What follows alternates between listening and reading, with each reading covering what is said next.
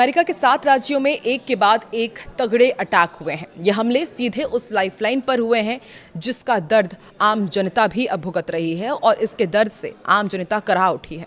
इस हमले के बाद ट्रंप का ऐसा हाल हो गया है कि वो ईरान का नाम भी नहीं ले पा रहे हैं। ट्रंप उल्टा अपने ही लोगों को बदनाम करने में जुट गए हैं, लेकिन अपने सबसे बड़े दुश्मन की चालाकी दुनिया के सामने डोनाल्ड ट्रंप आखिर एक्सेप्ट कर क्यों नहीं पा रहे हैं। आइए ये समझने की कोशिश करेंगे इस वीडियो में। नमस्कार, मैं हूं आकांक्षा और आप देख रहे हैं न्यूज़ 18 का डिजिटल प्लेटफॉर्म। बढ़ते तनाव के बीच अमेरिका में अचानक कुछ ऐसा हो गया जिसने डोनाल्ड ट्रंप के पसीने छुड़ा दिए हैं। दुनिया के सबसे ताकतवर मुल्क की छाती पर एक दो नहीं बल्कि एक के बाद एक पूरे 7 बड़े अटैक हुए हैं। ये वार किसी आम जगह पर नहीं बल्कि सीधे अमेरिकी लोगों की लाइफलाइन पर हुआ है। शक है कि इस पूरे खेल के पीछे अमेरिका का सबसे बड़ा दुश्मन ईरान ही है, लेकिन ट्रंप खुलेआम उसका नाम भी नहीं ले पा रहे हैं। अगर ट्रंप ने दुनिया के सामने ये मान लिया कि हमला ईरान ने ही किया है तो साबित हो जाएगा कि तकनीक के मामले में दुश्मन आगे निकल चुका है। दरअसल ये अटैक अमेरिका की पानी की सप्लाई करने वाली सबसे अहम पाइपलाइन और प्लांट्स पर हुए हैं। इस सरकारी इंफ्रास्ट्रक्चर पर 7 जगहों से साइबर अटैक किए गए। हालात इतने खराब हो गए कि कई राज्यों में वाटर सिस्टम को बचाने के लिए ऑटोमेटिक सिस्टम बंद करके हाथों से काम संभालना पड़ा। अब इस पूरे खेल में सबसे बड़ा झटका अमेरिकी राजनीति और डोनाल्ड ट्रंप को लगा है, क्योंकि जब दुनिया की नजरें ईरान पर टिक रही हैं, तब ट्रंप सीधे तौर पर ईरान का नाम तक लेने से बच रहे हैं। इस बड़े और सनसनीखेज साइबर अटैक की पहले भनक मिनीसोटा राज्य से लगी। 26 और 27 जुलाई के बीच यहां पर 30 से ज्यादा कम्युनिटी वाटर सिस्टम्स को हैकर्स ने अपना निशाना बनाया था। मिनीसोटा आईटी सर्विसेज ने जब आनन फानन में जांच शुरू की तो पता चला कि किसी ने जानबूझकर पानी की सप्लाई कंट्रोल करने वाले सिस्टम का एक्सेस हथिया लिया था। यह आग सिर्फ एक राज्य तक सीमित नहीं रही। सिर्फ एक हफ्ते के अंदर 7 से ज्यादा राज्यों के वाटर और वेस्ट वाटर फैसिलिटीज इस हमले की चपेट में आ गए। एफबीआई, सीआईएसए और पर्यावरण संरक्षण एजेंसी जैसी अमेरिका की टॉप एजेंसियां तुरंत मैदान में उतरी। और अब ये भी पूछा जा रहा है कि आखिर ईरानी हैकर्स ने इतना बड़ा धमाका कैसे किया। मिनेसोटा आईटी सर्विसेज की प्रवक्ता एमिली जिमर का कहना है कि मामले की जांच बहुत तेजी से चल रही है। जिस तरीके से इस हमले को अंजाम दिया गया वो ठीक वैसा ही है जैसा हमारे फेडरल पार्टनर्स ने पहले क्रिटिकल इंफ्रास्ट्रक्चर पर हुए हमलों में देखा था। हैकर्स ने बहुत ही चालाकी से पानी के प्लांट्स में लगे प्रोग्रामेबल लॉजिक कंट्रोलर्स को अपना शिकार बनाया। ये वो डिजिटल डिवाइसेस होते हैं जो पानी का प्रेशर, केमिकल्स की सही मात्रा और बड़े बड़े पंप्स को चलाते हैं। अगर कोई इन पीएलसीज को हैक कर लेता है तो पूरे शहर का पानी बंद हो जाता है या फिर पानी में केमिकल मिलाकर उसे जहरीला भी बनाया जा सकता है।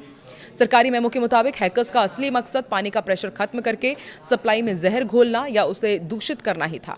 सबसे हैरान करने वाली बात यह है कि हैकर्स ने इसके लिए कोई बहुत हाईटेक तरीका इस्तेमाल नहीं किया। उन्होंने बस उन सिस्टम को ढूंढा जो इंटरनेट से सीधे जुड़े थे, जिनके पासवर्ड बहुत कमजोर थे।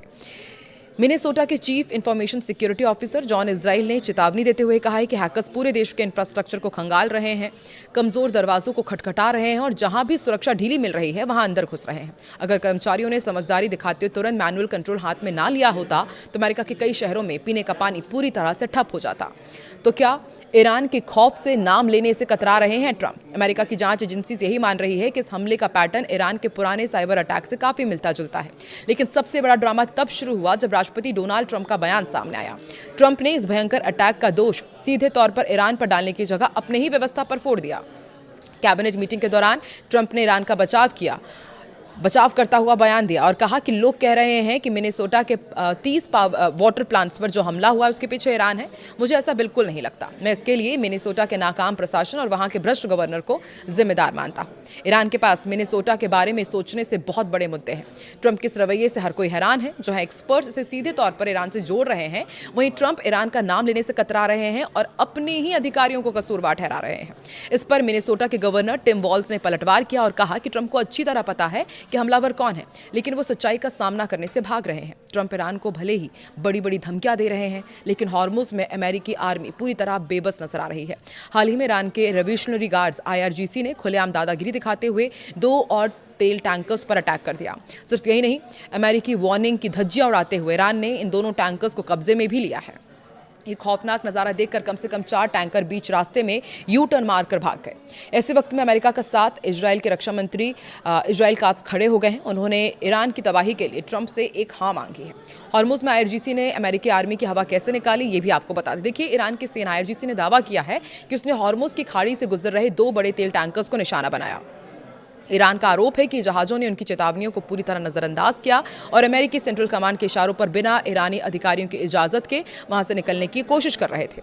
आईआरजीसी ने न सिर्फ इन 2 जहाज़ों को जब्त किया बल्कि उनकी इस कार्रवाई को देखकर 4 अन्य जहाज़ों को डर के मारे अपना रास्ता बदलना पड़ा। हैरानी की बात तो ये है कि अमेरिकी सेना ने कुछ ही समय पहले दावा किया था कि उसने कमर्शियल जहाज़ों को सुरक्षा देने के लिए 24 जहाज़ों का रूट बदला है और 4 पर कब्जा करके पूरी सुरक्षा सुनिश्चित की है।